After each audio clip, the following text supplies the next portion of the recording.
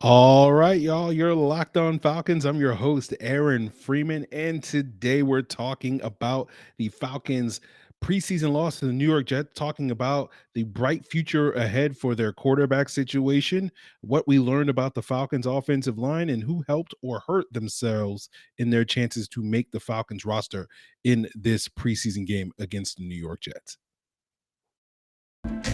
You are Locked On Falcons, your daily Atlanta Falcons podcast. Part of the Locked On Podcast Network, your team every day.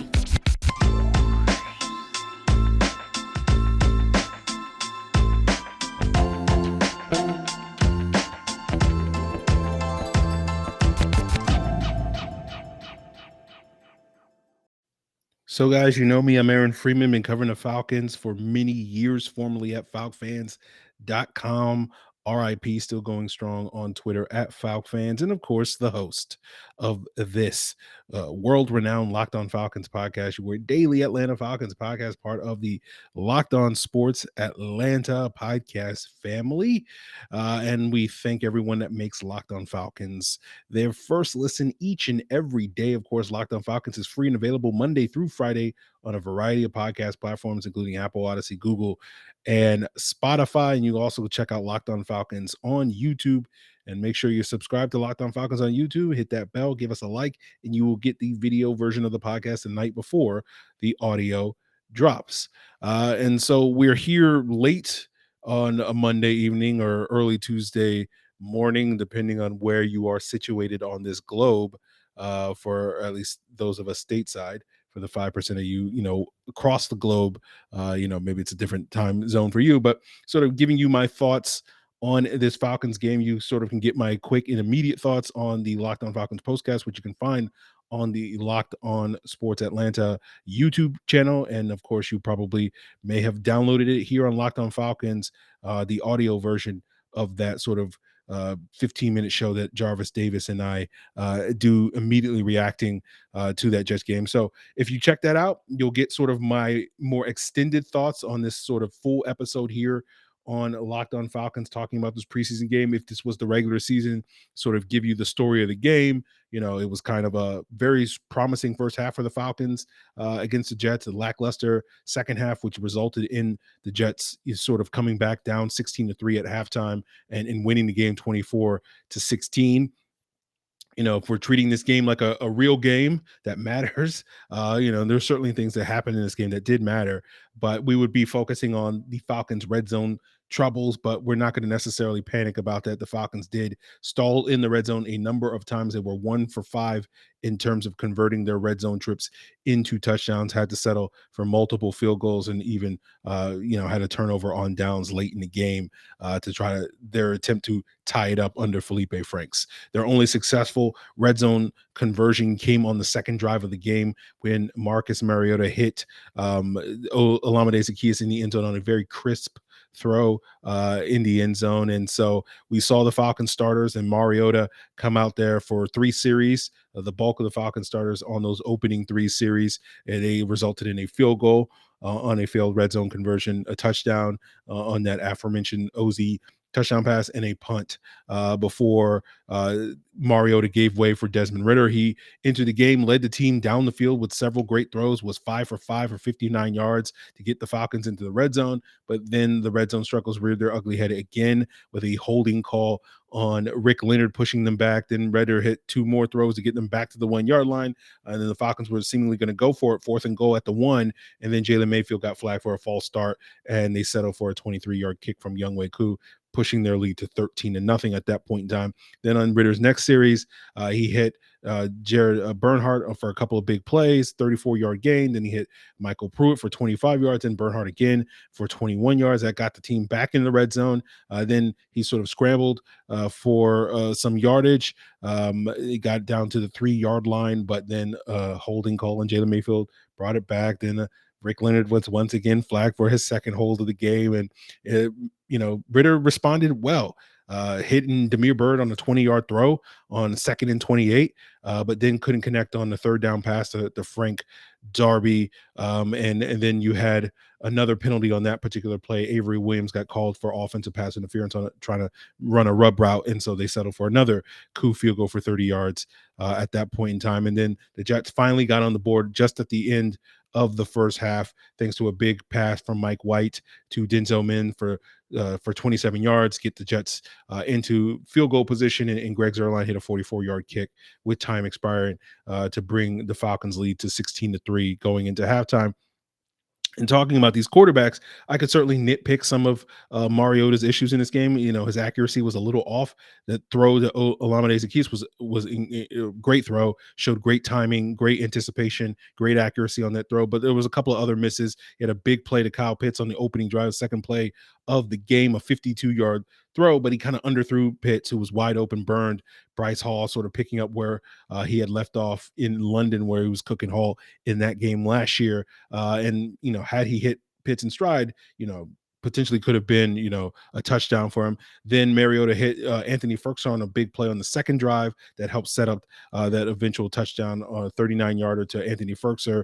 It wasn't quite the tight end leak, but it was a similar type of play, close enough to that. It was something that we didn't see regularly from Arthur Smith in his play calling last year. So those were good things to see. So again, I could sit here and nitpick Mariota, but seeing the Falcons being able to hit on some of those big plays, seeing him, hit with rhythm on, an absolute dime of a throw to Olamide Zaccheaus in the end zone was positive signs.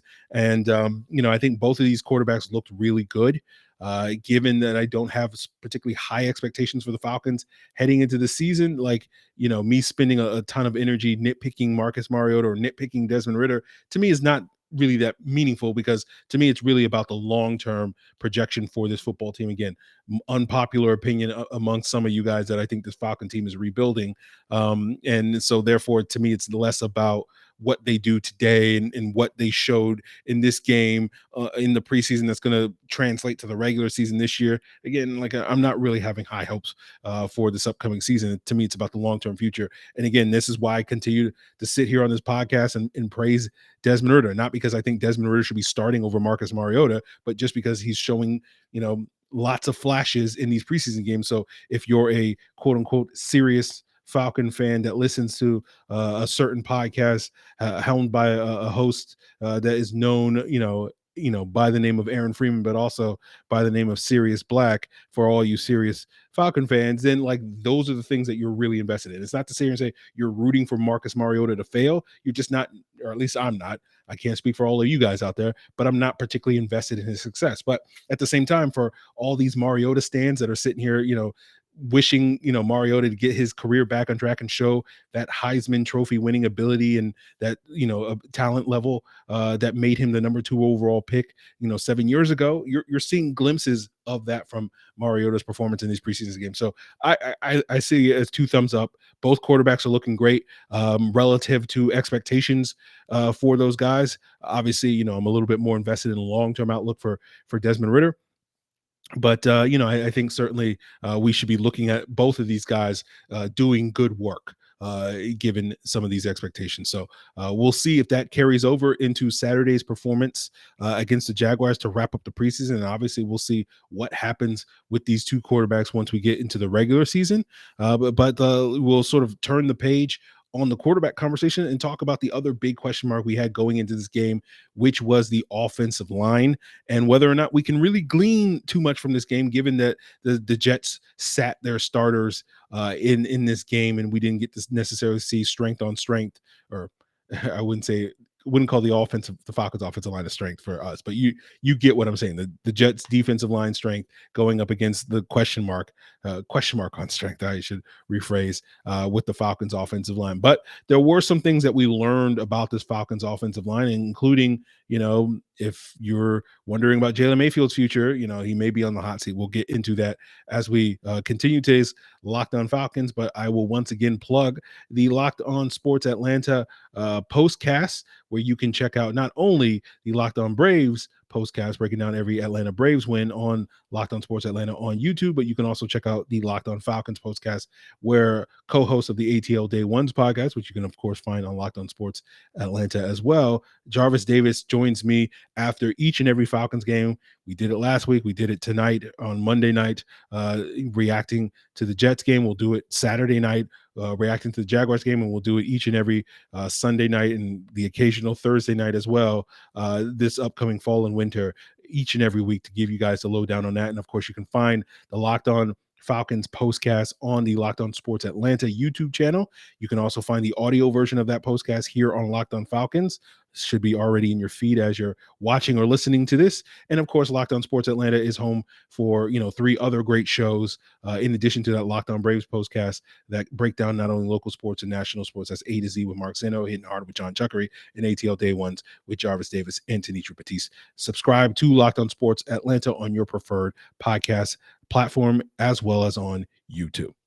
And guys, I want to tell you about a product that I literally take every single day. It's called AG1. It's made by Athletic Greens. And I started taking it because I want to be healthier. It's basically like taking a multivitamin, but I don't have to take a million different little pills. It's just one scoop of AG1 first thing in the morning, add a cup of water, and your day starts off right. Included in AG1 is 75 high-quality vitamins, minerals, superfoods, probiotics, and adaptogens in a special blend of ingredients that improve not only my gut health, my immune system, boost my energy, my recovery, my focus throughout the day. You can boost those things so you can reclaim your health and arm your immune system with convenient daily nutrition with AG1. And Athletic Greens is going to make it easy for you because they're going to give you 5 free travel packs of AG1 with your first purchase, along with a free year-long supply of immune-supporting vitamin D. All you have to do is just head on over to athleticgreens.com/NFL network. Again, that's athleticgreens.com/NFL network to take ownership of your health and pick up the ultimate daily nutritional insurance. So, guys, I want to thank you once again for making Locked On Falcons your first listen each and every day. But as a recommendation for a possible second listen for you, why not check out Fantasy Draft Week here on the Locked On Podcast Network? However you play fantasy football, dynasty football, we got you covered here with Locked On Fantasy Football and Locked On Dynasty Football, bringing you the daily positional top 10s throughout the week to get you ready for this upcoming fantasy football season. Find them both, Locked On Fantasy Football and Locked On Dynasty Football, on YouTube or wherever you get your podcast. So, as I mentioned earlier, the Falcons played their starters for the bulk of the first half, and the Jets did not basically play any really of their starters at all, and several of their key second stringers also did not play. I don't think we saw Jermaine Johnson. I don't think we saw Michael Clemens, or 2 promising young rookies playing in this game, particularly on the defensive line, who we thought could give this offensive line some fits, given how well those guys played in their preseason opener against the Eagles. So it was basically the Jets' third string defensive line. So it's hard to draw huge conclusions. Hey, Caleb McGarry was not getting wrecked by a third string defensive lineman. Again, the expectation is of course not, but I do think there are positives to take from it. At least the Falcons weren't getting their butts kicked by third stringers. So as I often say on this podcast, beggars can't necessarily be choosers in that regard. But it was notable to me that the Jets seemed to sort of take the same tack that the Falcons did last summer when the Falcons had the joint practices against the Dolphins. All indications were that the Falcons came out better in those joint practices. And again, this was part of the overall strategy of Arthur Smith throughout the preseason. But Arthur Smith used those positive performances on those 2 days of practices to basically justify sitting his starters for that second preseason game. And the Jets kind of did the same thing, given all the buzz coming out of those joint practices over the weekend were in the Jets' favor, and they basically were like, okay, we had 2 good days of practice, no need to risk some of those injuries in the game. So we didn't get, again, question mark on strength sort of matchup that we were hoping for. But again, at the very least, the Falcons offensive line wasn't awful against the Jets third stringers, and pressure wasn't a major issue for them. So that's a positive thing in their regard. Now that goes for the starters. when we talk about the Falcons' second unit offensive line, that's where the question marks come, and that's where Jalen Mayfield and Rick Leonard were, being penalized constantly in the first half of the game. That's where I think Jermaine Ifedi missed a block or two as well that led to some negative plays as well. If you're wondering, Drew Doman did start the game at center, and I believe stayed in the game for those three series where the Falcons were working their starters. So, much to the chagrin of my Locked On Sports Atlanta colleague Jarvis Davis, I don't quite know if the center competition is over, as he was so readily to declare on Friday's episode. So I imagine, in this Saturday game against the Jaguars, whoever starts that game, we can assume, again, assuming the Falcons do wind up playing their starters in that game, which I suspect they will, just because we don't necessarily know who the winner of the competition at the center position is, at least not yet. Now, maybe they're ready to declare that this week, and but basically the point I will make is we can assume that whoever starts that game probably will be the week one starter heading into the regular season. At least that's usually how it will work. That guy, or at least that guy, will have the leg up in that competition. Again, I think that's Drew Doman, but we'll sort of see. I know Jarvis was pointing in the direction of Matt Hennessy last week, so we'll see how that goes. But talking about that second unit offensive line that Matt Hennessy was playing on, the guy next to him and Jalen Mayfield struggled in this game. The guy next to Jalen Mayfield and Rick Leonard struggled in this game. And, I don't want to dump on Jalen Mayfield too much. He's getting all the grief in the world from Falcon fans, regardless of where he returns. But what I will sit here and do is the thing, I love to do, but, I try to be the very humble podcast host and not do it too much. But I'm going to sit here and say, I told you so. Right. And, this goes out. Shout out to you serious Falcon fans that back in May of 2021, again, not this year, but the previous year, where you listened to this podcast and you were like, why is Aaron so, down on this Jalen Mayfield pick? It's exactly what you're seeing on the field right now. Again, this is for only the serious Falcon fans out there. One of the reasons why you should be, subscribed to this podcast on your preferred podcast platform. But, I sat here and told you guys that, he's a raw project that's going to take the better part of 3 years. If he develops, it's going to take at least 3 years for him to develop.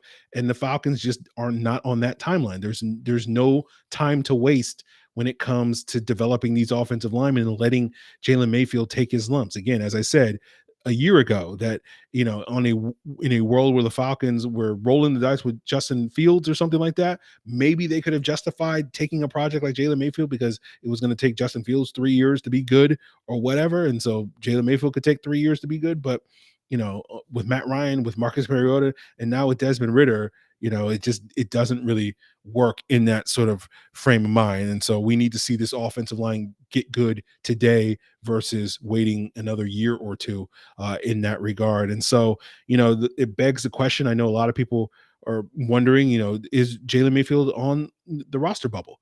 And, I would sit here and say that, like, he's not helping himself. I would be surprised at this point in time if the Falcons were to move on from him, but I wouldn't, malign the Falcons for doing so. And in fact, in a lot of ways, I would applaud them in a lot of ways, just simply because, like, you can make an easy argument at this point in time. And again, I'll rewatch the game to sort of confirm this, but Justin Schaefer's not exactly lighting the world on fire when he's stepping out on the field with third string offensive line, but I'm also not seeing him look like he's lost out there. And so if you're going to develop a young left guard, give Justin Schaefer those reps in practice, and that will potentially pay off a little bit better for you. Again, he's another raw project, so I'm not expecting Justin Schaefer to magically solve the Falcons left guard positions anytime soon either. But that time and that energy may be better invested in someone like Justin Schaefer than it is in Jalen Mayfield at this point in time. And so, does that mean cutting Jalen Mayfield? Again, I would be surprised if that happens, but if you cut him and someone else just says, hey, we can fix him, we'll claim him off the waivers, then that's somebody else's problem.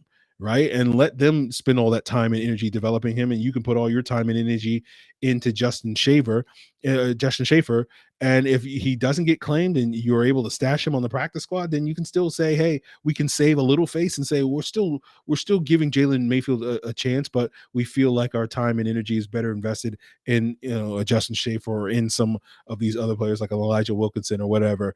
So that's an option for the Falcons. Again, at this point in time, I would not if you were asking me my 53-man roster prediction, I would still have Jalen Mayfield on it, but we'll see. Again, Saturday, we could, if we're having the same conversation again on Saturday, then it wouldn't be completely out of left field if the Falcons were to move on from him. But we'll leave that conversation at that point in time. Again, can't sit here and crown the offensive line for a job well done against one of the premier, maybe that's overly strong word. I know some of you guys are like, they're the Jets, but like a bunch of good players on their D line. We'll see how much they live up to at least my hype this regular season. But at least a defensive line that could have challenged this offensive line in unique ways. We didn't get to see that. So we'll have to wait and see if the Falcons can do that against the Jaguars, or we'll just have to sort of, go into the week one with our eyes sort of covered, being like, oh, I hope that this is not another bad game against the Saints, until then. But certainly, like, it wasn't a disaster for the Falcons offensive line. And as I say, beggars can't be choosers. You got to take what you can get for the Falcons offensive line. So we'll take that as two thumbs up. They weren't terrible, right? they did their jobs, right? We'll take that with this offensive line moving forward. But we're talking about the negative aspects of this offensive line. We'll move in a different direction. Talking about Jalen Mayfield hurting his roster chances. We'll move in a different direction, talking about the players that help their roster chances to close out today's episode, going position by position, sort of who helped themselves on the practice squad, who's still on the roster bubble, all that and more as we continue today's episode, guys. But before we get there, we know that the Falcons are kind of in the process of finding the right people to help their team win this fall. And maybe you're looking in the process to help your team, help your small business fire on all cylinders this fall. And LinkedIn Jobs is here to make it easier to find the right people that you want to talk to faster and for free. You can create a free job post in minutes in LinkedIn Jobs to reach the world's largest professional network of over 800 million people. LinkedIn Jobs helps you spread the word that you're hiring, gives you simple tools like screening questions to make it easy to focus on the candidates with just the right skills and experience so that you can quickly prioritize who you'd like to interview and hire. It's why small businesses rate LinkedIn Jobs #1 in delivering quality hires versus leading competitors. LinkedIn Jobs helps you find the candidates that you want to talk to faster. Did you know that every week nearly 40 million job seekers visit LinkedIn? Post your job for free at linkedin.com/lockedonnfl. That's linkedin.com/lockedonnfl to post your job for free. Terms and conditions apply. So, guys, again, I want to thank you for making Locked On Falcons your first listen. Always recommend a second listen. Why not check out Locked On Bulldogs? The college football season is right around the corner, so get geared up for the defending national champions taking down Bryce Young and Will Anderson this upcoming season with the help of Jalen Carter by checking out Clinton Daniel each and every day on Locked On Bulldogs on YouTube or wherever you get your podcasts. So let's take it position by position, starting out with the quarterback position. We already talked about Mariota. We already talked about Desmond Ridder. Let's talk about Feleipe Franks. It was surprising to see Feleipe Franks get inserted into the game as early as he did. Presumably, Arthur Smith saw all he needed to see from Desmond Ridder and wanted to protect, the future, the asset moving forward. So Feleipe Franks got into the game, 7.5 minutes into with left in the third quarter. And that was a little surprising given that he's basically thrown, I don't know, like a dozen passes in practice at the quarterback position, spent the vast majority of his time. I saw Tori McElhaney of AtlantaFalcons.com say 85% of his reps at tight end. I feel like, again, I haven't been there every day like Tori has, but, it feels like it's probably closer to 95% than 85% playing the tight end position. And so that didn't seem like a guy that you kind of expected to go out there for more than maybe 2 series and just kind of hand the ball off and manage the game a little bit. He wound up playing 4 series. He threw 6 passes, only completed 2 of them. He did rush the ball 5 times, 45 yards. That was leading the team in that regard. Showed off the wheel, showed off the physical running ability. Although, he only ran the ball 5 times. It felt like 15 times that he ran the ball in this game. So I like Feleipe Franks at tight end. I don't like Feleipe Franks at quarterback. And part of the reason why I like him at tight end is because how much I dislike him as a quarterback. I'm not going to sit here and blow smoke up your butt and tell you Felipe Franks is, the next Logan Thomas, although I do hold out some semblance of a hope that he could be. But, again, I'm going to compare him to Kyle Pitts. And I know you guys are going to be like, oh my God, this guy's the worst person. Again, I already know that, yes, that's how you sound when you say those things in the comments. But from a height standpoint, from a weight standpoint, from an arm length standpoint, from a hand size standpoint, Feleipe Franks and Kyle Pitts are virtually identical. Again, not saying he's going to be Kyle Pitts, but I'm just saying from a athletic tool standpoint, a moldable piece of clay, there's some intriguing tools there. The speed is not quite there. Like, Pitts is a 4.4 guy, Franks is a 4.6 guy, but 4.6 is really fast for a tight end. It's like 80th percentile speed for a tight end. And, you're seeing glimpses of route running ability and athleticism, on that touchdown of Jared Bernhardt to win the game last week against the Lions from Desmond Ridder at the end of the game. Who was open underneath. That was Feleipe Franks. The play could have gone to Feleipe Franks on that 4th and 9 play where he was open underneath. Now, whether or not he would have caught the ball in that situation certainly is a major question mark. But the point of me sitting there saying is I do think there's legit developmental potential for Feleipe Franks. Whether that merits a roster spot is up to each person to decide. I do think he's probably going to wind up sticking on the roster because I think other NFL teams are going to look at that guy and say, hey, there's something there. There's a lot of tools there. So we'll stash that guy on our roster, and see what we can get out of him. So I feel like the Falcons will wind up keeping him. But certainly I think, I wouldn't dispute anybody that says that's better utilized on the practice squad than necessarily on the 53-man roster. But, Feleipe Franks, hopefully we're done with the quarterback reps for Feleipe Franks and more tight end reps, I think will certainly be beneficial to him and his football team in the future. Now, we talked about, the touchdown of Bernie last week. That's Jared Bernhardt. Let's talk about the wide receiver position. And he looked good against the Jets. He had the team leading 3 catches for 67 yards, all from Desmond Ridder. They hooked up a number of times in this game. He also got some work on special teams as a kickoff returner in this game. We said it throughout early in the summer, hey, could Jared Bernhardt, given his lacrosse background, be similar to Chris Hogan, who successfully went from a lacrosse player to a NFL wide receiver with the Patriots? Could he be a Julian Edelman, who was a successful option quarterback in college, to an NFL wide receiver with the Patriots? And that's also a box that Jared Bernhardt checked as a national champion, I believe, in Division III football for Ferris State. And so far, he's on track. He's on that Edelman Hogan track.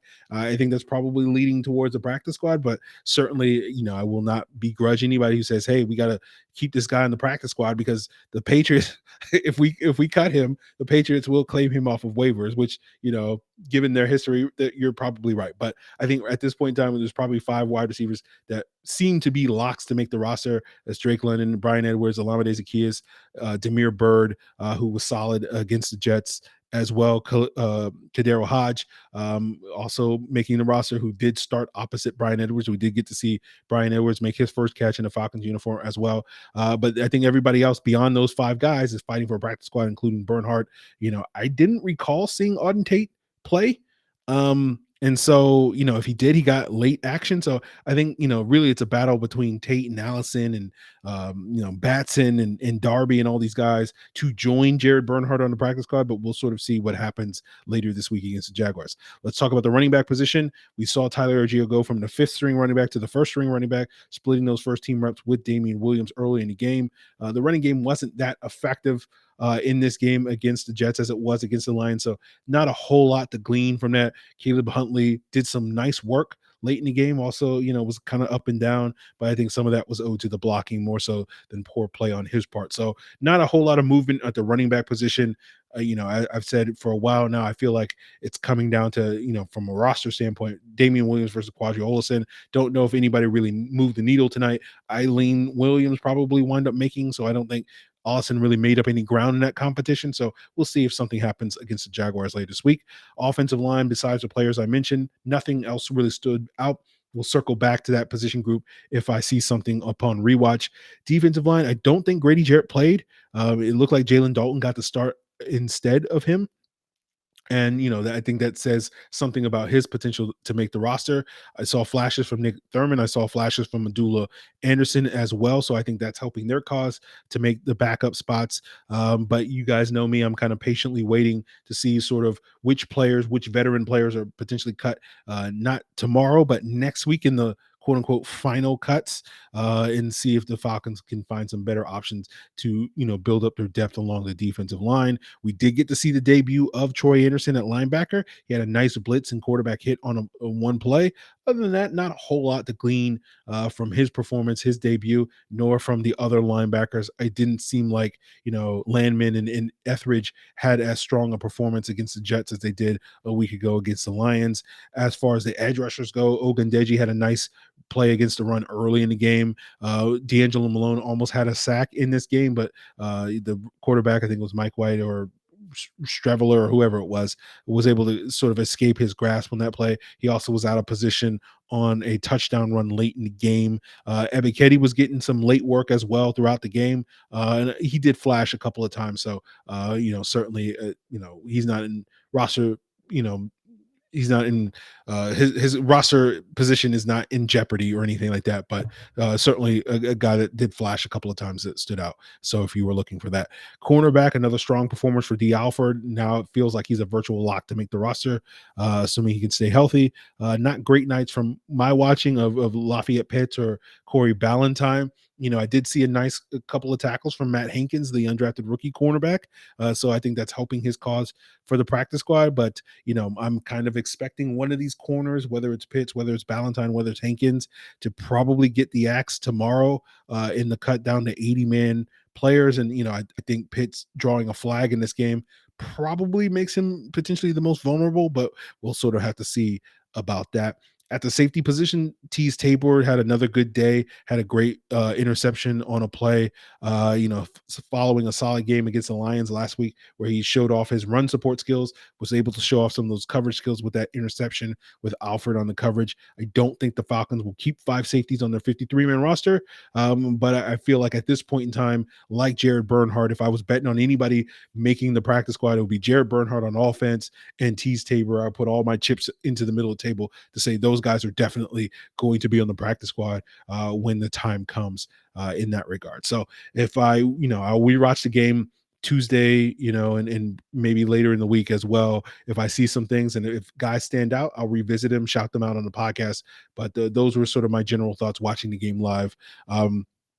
As I mentioned before, we will have cuts on Tuesday. As most of you are listening to this, you probably already know who those cuts are going to be. That's going to be the cut down to 80 players. Then, of course, the following Tuesday will be the final cuts down to 53. And we say final because, again, as we've mentioned already, there may be additional moves made between August 30th when those final cuts are made before September 11th when the Falcons kick off the season, as is always the case with most NFL teams. Obviously, between now and August 30th, we do have one final preseason game on Saturday against the Jacksonville Jaguars.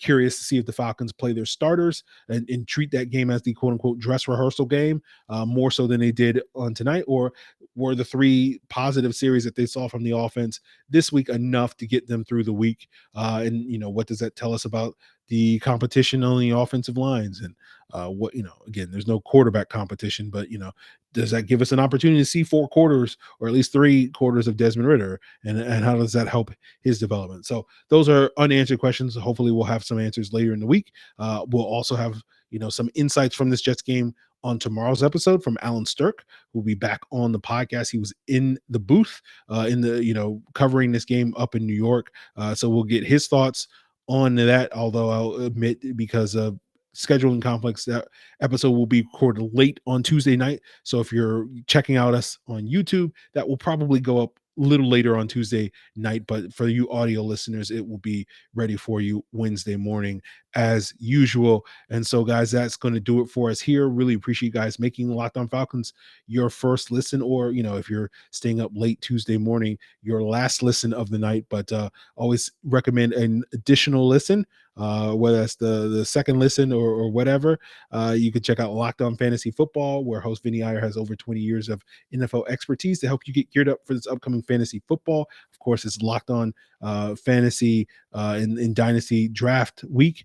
Check out those positional top 10s each and every day, all week long on Locked On Fantasy Football and Locked On Dynasty Football. But check out Locked On Fantasy Football with Vinny Iyer also to get you guys geared up for this upcoming fantasy football season and throughout the season, so that you can stay on top of your league, just like the Atlanta Falcons will be this fall. So, guys, really appreciate it. Till then.